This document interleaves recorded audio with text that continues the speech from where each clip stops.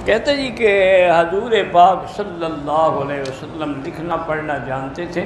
आपकी तो सिफ़त ही अन्नबीय्युल उम्मी, ऐसा नबी जिसने किसी से नहीं पढ़ा है, लेकिन इसके बावजूद मौजज़े के तौर पर आप पढ़ भी सकते थे, लिख भी सकते थे।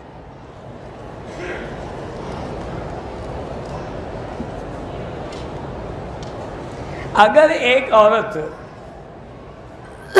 अपने शौहर के हकूक़ अदा नहीं करती, शौहर ने उसको तलाक दे दी है, तो अब उन हुकूक के बारे में भी अज़ाब होगा, बिल्कुल होगा कि अगर ऐसा ना करती तो ये दुनिया की सज़ा भी ना मिलती तलाक।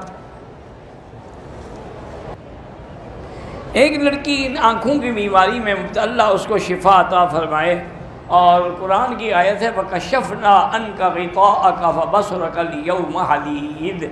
ये आयत पढ़ के आँखों पे दम किया करो, ख़ुद किया करो। जिनकी भी आँखों में नूर की तकलीफ़ हो यही आयत पढ़ें। आजकल कुछ नातों को लोग गाने की तर्ज पे पढ़ते हैं, वो नाजायज़ है।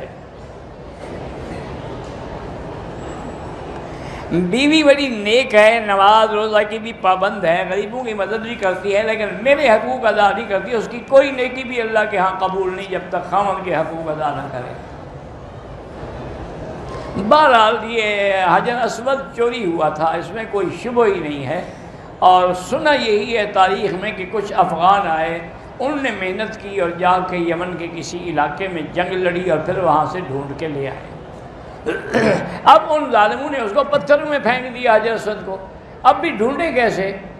तो फिर उन्होंने ये किया कि एक बड़ा अलाव आग का तैयार किया, हर पत्थर को आग में डालते, जिस पत्थर पे आग असर न करे समझ गया कि हजर अस्वद ये जन्नत का पत्थर है।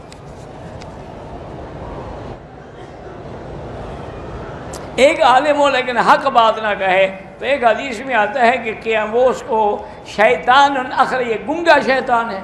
और एक हदीस में आता है कि क़यामत वाले दिन उसको जहन्नम की लगाम डाली जाएगी।